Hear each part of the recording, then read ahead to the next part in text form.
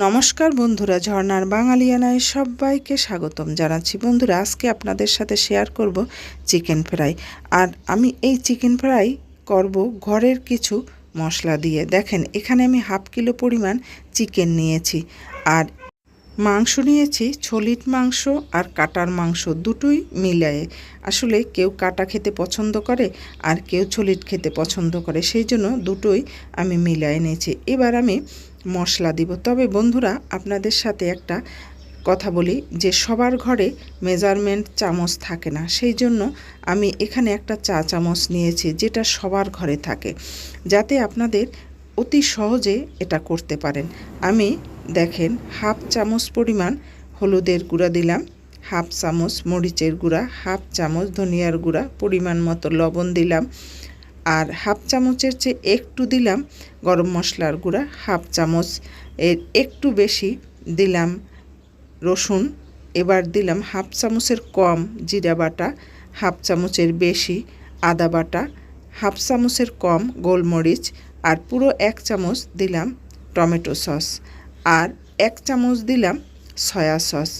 এই জিনিসগুলো সব আমি একত্রে আপনাদের সাথে শেয়ার করলাম, যাতে আপনাদের সহজেই বুঝতে ভালো হয়।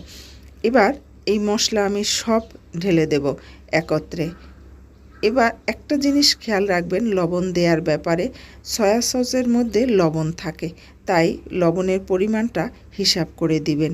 বন্ধুরা, যে যেখানে বসে দেখছেন, আমার এই রেসিপিটা যদি আপনাদের ভালো লেগে থাকে তাহলে লাইক, শেয়ার, সাবস্ক্রাইব করতে ভুলবেন না।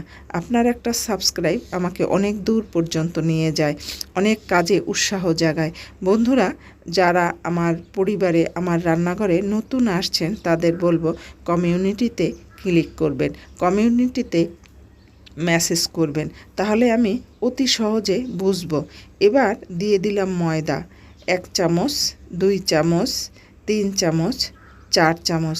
তবে এই ময়দা দেওয়ার আগে মেখে অন্তত 10 মিনিট পর্যন্ত রেখে দেবেন, তারপরে ময়দাটা দিবেন, তাতে খুব ভালো হবে, মশলাটা মাংসের মধ্যে খুব ভালোভাবে যাবে। দেখেন বন্ধুরা, আমার এই ময়দা মাখায় কিন্তু একটু টাইট টাইট হয়েছে। আমি আবার 10 মিনিট পর একটু হালকা জল দিয়ে মেখে নেব, তবে তার আগে আমার 10 মিনিট ঢাকনা দিয়ে রাখবো। আমি প্রায় 1.5 ঘন্টা পর চলে আসলাম।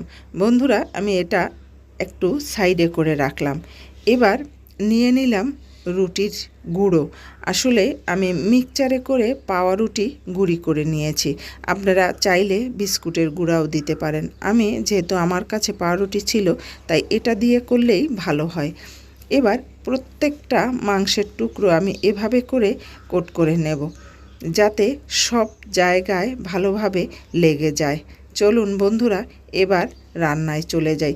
দেখেন আমার সবগুলো কিন্তু কোট হয়ে গেছে আর খুব সুন্দরও দেখাচ্ছে।